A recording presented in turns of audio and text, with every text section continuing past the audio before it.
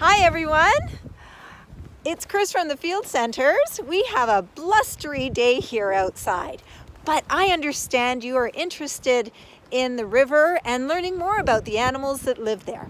So I'd like you to join me today on a field trip to the river. Let's head down there. So I'm heading down the path. You can see it's a very snowy path right now, but you can see there's a very clear path here that goes down to the river. So here I go. I see a trail here. It looks like footprints leading down to the river. Let me take you this way. Now I'm calling this a river, but really this is a stream. Well, it's a creek, really. This is called Shaw's Creek. And there you see it. So this is a little small, what we call a tributary of the Credit River. And the Credit River is one you may have heard of before. It does flow through your community. As you look downstream, you may notice that the water is moving, sort of ripply, and you might be able to hear it. I'll get a little closer for you in a moment. What I am looking at right now, though, is a beaver dam. So this is a place where we know beavers have been very active. As I'm walking closer to the edge of the stream to get a better look at the dam, look what I found. Tracks, footprints, and look where it leads. So interesting. We have definitely found somebody's den. Double footprints. Let's see where these tracks go. I followed that trail and look where it came. Right to the river. And look where I'm standing. This is the beaver dam. You can hear the water flowing over it.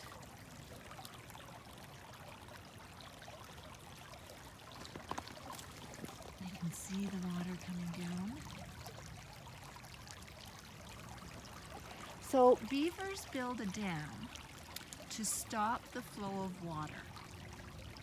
So it's like putting a plug in a sink, and it stops the water from moving downstream so that upstream they create a pond.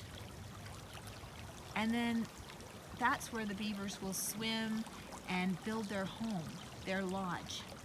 And I'd like to see if we can find their lodge as well. But maybe we can find some other signs that tell us the beaver has been here. Now, those footprints, well, it's certainly a sign of something. They maybe perhaps were too small to be a beaver, but maybe that's something you can do a little more research into to see if that could have been beaver footprints or trail, or if it's someone else's. Let's see if we can find some other signs of beavers. Here I go, heading down the trail. Oh, and look at what I've come to. There is a tree across the path.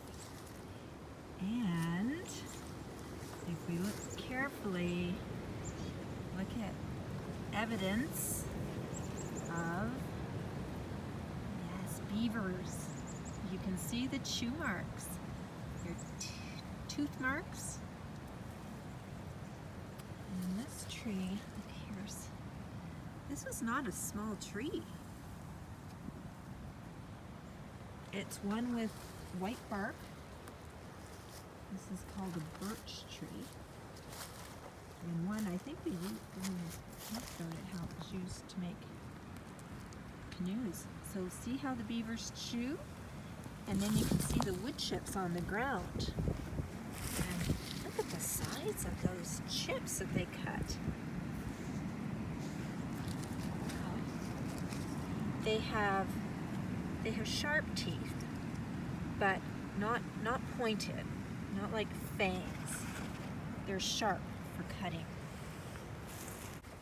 So you see, there's where the beaver chewed, right? That's a stump that's left. So again, not a small tree, but interesting. So you see how it cuts it sort of a cone shape, pointed, and then the tree falls down towards the river. And that makes it easier for the beavers to cut the branches to use to build their dam or their lodge and to eat. And they cut the branches and carry them into the water and store them underwater. So it's easy for them to find when they need it in the winter. I'm going to carry on up the path, and maybe as I go upstream, we'll be lucky enough to find more signs of the beavers. I'm standing on the trail, but I've just noticed, look, another trail that goes right down to the water. Let's see if I can get a little closer. Well, I followed the trail that leads right to the stream, to Shaw's Creek, and look, sure enough, that's a beaver stick. You can actually see where it has chewed the bark, and this is one here in the water as well. Several of them around here. So, they've certainly been busy at this entrance.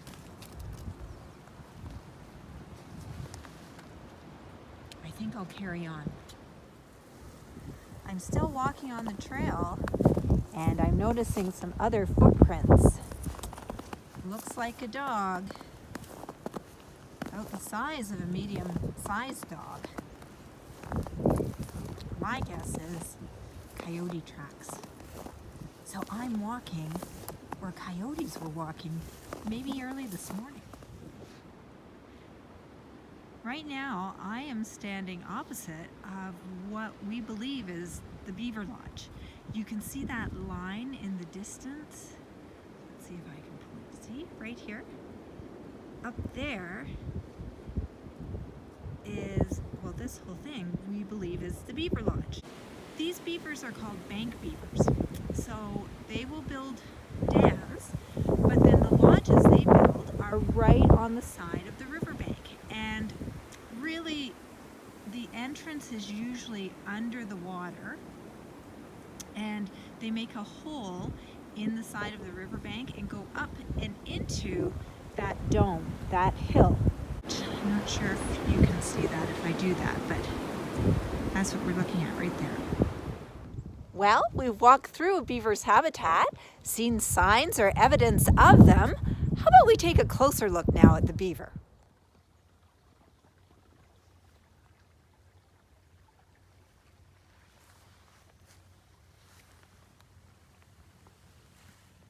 This is a beaver. Its scientific name is Castor canadensis. This beaver is not alive. We found it dead on the banks of Shaw's Creek, so it is one of the beavers that was living here. We don't know why it died. It may have died of old age. It perhaps was not able to find enough food in the winter, or maybe had been injured. We're not certain.